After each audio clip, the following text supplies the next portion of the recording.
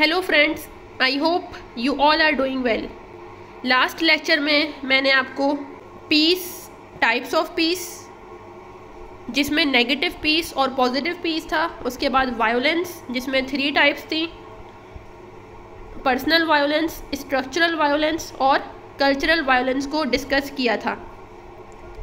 आज जो टॉपिक है वो है dimensions of violence. So dimensions of violence को स्टार्ट करते हैं। द टोटल यहाँ 5 डायमेंशंस ऑफ वायोलेंस जो है वो मेंशन की गई हैं। सबसे पहली है physical and psychological violence, second one is positive and negative approach of violence, third one object side and subject side violence, fourth intended and unintended violence, and fifth one is the manifest and latent violence. अब हम one by one इनको with the help of examples understand करेंगे। सबसे पहले है physical violence. Physical violence हमें name से ही पता चल रहा है, जिसमें क्या होता है, human beings are hurt somatically to the point of killing. Somatically word जो है वो यूज़ किया जाता है बॉडी के लिए। अगर कोई इंडिविजुअल दूसरे इंडिविजुअल को हर्ट कर रहा है, उसकी बॉडी को हर्ट कर रहा है, यानी कि उसको मार रहा है, तो इसको हम कहते हैं फिजिकल वायोलेंस। लाइक फाइटिंग हो गया, किकिंग हो गया, हिटिंग हो गया, तो ये एग्जाम्पल्स आएंगी फिजिकल वायोलेंस में। सेकंड है साइकोलॉजिकल वायोलेंस। साइकोलॉजिकल वायोलेंस जो है वो हमारे माइंड से रिलेटेड होगा, हमारे बिहेवियर से रिलेटेड होगा,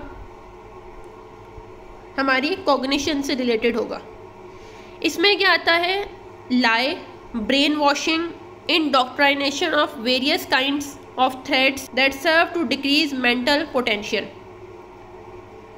आप किसी से झूठ बोल रहे हो तो ये क्या है, साइकोलॉजिकल वायोलेंस है उसके साथ। आप किसी का ब्रेन वॉश कर रहे हो, सामने वाले बंदे को उसके रिलीजन के अबाउट जो है गलत बातें कर रहे हो, या किसी और बंदे के बारे में जो है उसको कुछ कह रहे हो। और इंडोक्ट्राइनेशन हम कहते हैं कि किसी इंसान के माइंड में किसी और चीज़ के लिए या किसी और इंसान के लिए कोई बात डालना, उसके अंदर इंसर्ट कर देना कि वो जो क्लास का वो जो फला बंदा है वो तुम्हारे बारे में इस तरह की बातें करता है, हालांकि वो ऐसा कुछ ना करता हो, लेकिन आप उसके माइंड में ये इंसर्ट कर रहे हो, तो इसको कहा जाएगा साइकोलॉजिकल वायोलेंस। सेकंड जो डायमेंशन है वायोलेंस की वो है positive approach and negative approach. Positive approach of violence में क्या है कि एक इंडिविजुअल दूसरे इंडिविजुअल के साथ जो है वो वायोलेंट एक्ट कर रहा है। क्यों? उसके बिहेवियर को, उसके पॉजिटिव बिहेवियर को प्रोमोट करने के लिए, उसकी फ्यूचर बेटरमेंट के लिए। पर्पस क्या है वायोलेंस का? उसको बेहतरीन बनाना, उसको एक अच्छा इंसान बनाना। तो इस वजह से जो है उस पर वायोलेंस किया जा रहा है, तो इसको हम कहेंगे पॉजिटिव अप्रोच। इसमें हम एग्जाम्पल ले सकते हैं, जैसे यूनिवर्सिटी टीचर्स होते हैं या स्कूल टीचर्स होते हैं, तो अगर हम कोई काम सही नहीं करके जाते हैं, कोई प्रेजेंटेशन या असाइनमेंट में कोई मिस्टेक होती है, तो वो हमें डांट देते हैं। या अगर हम स्कूल की अगर बात करें तो वहाँ पे जो टीचर्स होते हैं वो बच्चों को जो स्टिक से मारते हैं अगर कोई काम ठीक नहीं होता, उनको पनिशमेंट दे देते हैं। तो ये पनिशमेंट क्या है? ये वायोलेंस है। छोटे बच्चों को डांट देते हैं, तो इस डांट से क्या होगा कि उनका जो वो परफॉर्मेंस होगी या उनका जो फ्यूचर है वो आगे से जो है वो काम नहीं करेंगे। तो ये वाला जो वायोलेंस है ये उनकी बेटरमेंट ऑफ फ्यूचर के लिए है, तो इसको इस वजह से हम कह रहे हैं पॉजिटिव अप्रोच ऑफ वायोलेंस। दूसरी है negative approach of violence. Negative approach of violence में क्या होता है कि इसमें भी इंडिविजुअल जो है वो वायोलेंटली एक्ट कर रहा होता है दूसरे इंडिविजुअल की तरफ, लेकिन उसके बिहेवियर को, जो उसका बुरा बिहेवियर है, उसको रोकने के लिए जो है यहाँ पे वायोलेंस हो रहा है। एज अ पनिशमेंट जो है यहाँ पे वायोलेंस हो रहा है।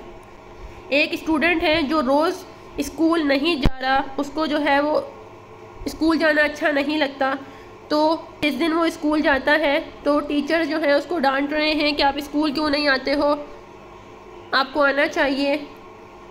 उसको पनिश करते हैं, उसको ग्राउंड के अंदर जो है वो 50 to 60 जो है वो चक्कर लगवाते हैं पूरे ग्राउंड का।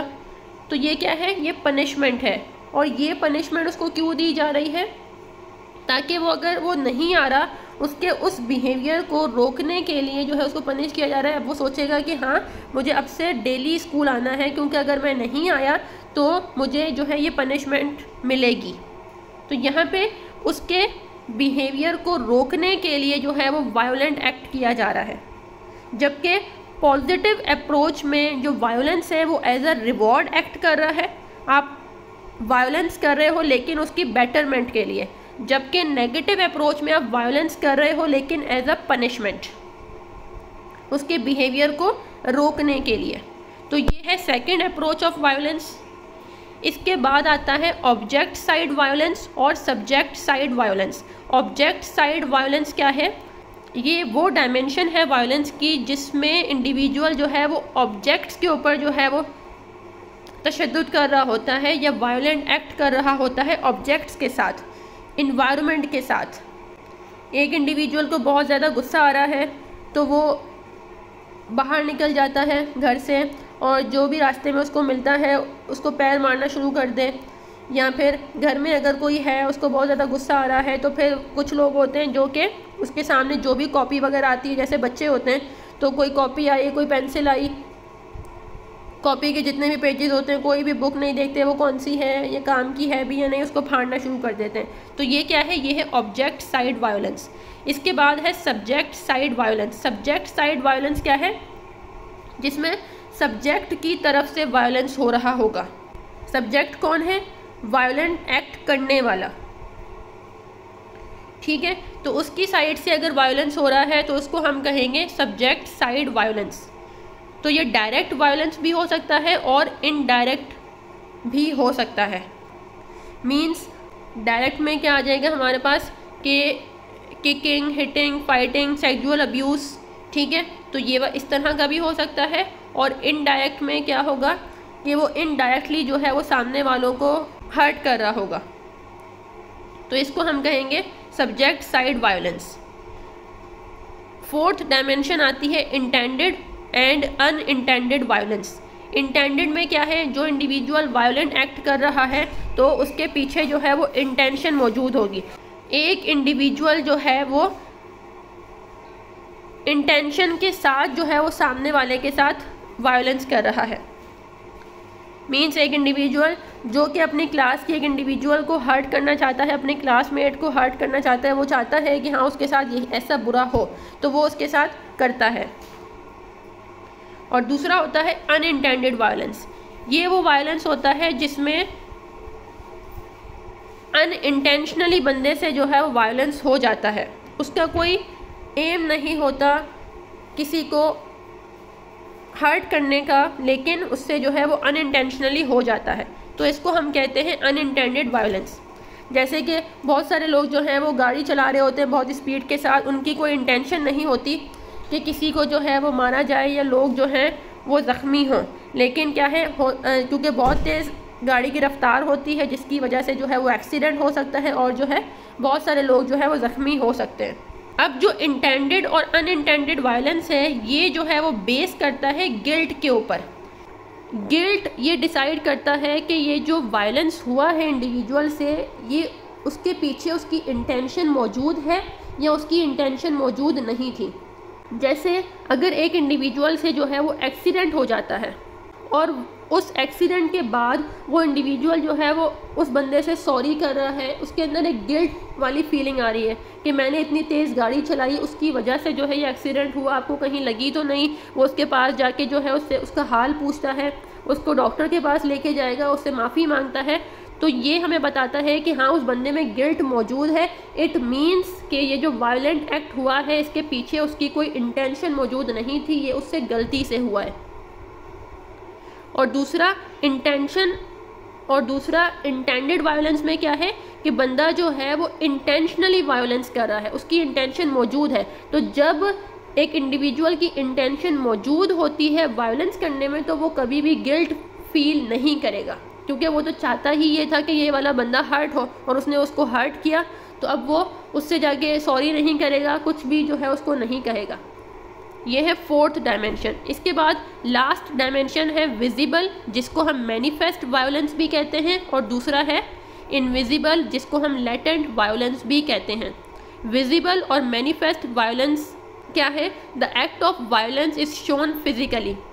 विजिबल वायलेंस हमें नाम से ही पता चल रहा है कि वो वायलेंस जो कि लोगों के लिए विजिबल हो, जैसे पेरेंट्स अपने बच्चों को मार रहे हैं, ठीक है, हमें पता है कि वो घर है, इसमें जो पेरेंट्स रहते हैं वो अपने बच्चों पर तशद्दुद करते हैं, या इस बच्चे के जो पेरेंट्स हैं वो ऐसे हैं, तो ये हमें कैसे पता कि उस पर वायलेंस किया जा रहा है? क्योंकि वो वायलेंस जो है वो विजिबल है, तो इस वजह से हमें ये पता चला कि उस बच्चे पर जो है वो वायलेंस होता है। इसके बाद लास्ट है इनविजिबल और लेटेंट वायलेंस में क्या है? The act of violence that is not showing physically, वो वायलेंस जो कि हमें शो ना हो रहा हो। इसकी एग्जांपल ये होगी कि जैसे हम ड्रामों में देखते हैं और डेली लाइफ में भी ऐसा हो रहा होता है, लेकिन मैं आपको ड्रामों की एग्जांपल दूंगी कि जैसे हम ड्रामों में देखते हैं, एक घर है, उसमें चाचा ताया रहते हैं, ताया के भी बच्चे हैं और चाचा के भी बच्चे हैं, मीन्स ताया की भी फैमिली रहती है और जो है वो चाचा की भी फैमिली जो है उसी घर में रहती है। अब क्या होता है कि फॉर सपोज जो चाचा हैं, ठीक है, उनके जो बच्चे हैं के पेरेंट्स का जो है वो एक्सीडेंट हो जाता है, मीन्स चाचा चाची का जो है वो एक्सीडेंट हो जाता है और उनकी डेथ हो जाती है, ठीक है।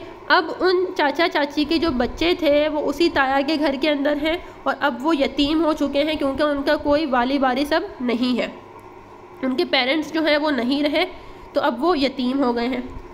अब क्या है कि जो ताया या ताई हैं वो उन पे जो है वो जुल्म करते हैं। जुल्म ऐसे कि वो जो है वो सारे घर का काम उनसे करवाते हैं, उनको जो है वो खाने के लिए वैसा प्रोवाइड नहीं करते जैसा वो अपने बच्चों को देते हैं, उनको अच्छे स्कूल में नहीं भेज रहे, तो ये क्या है? ये वायलेंस है।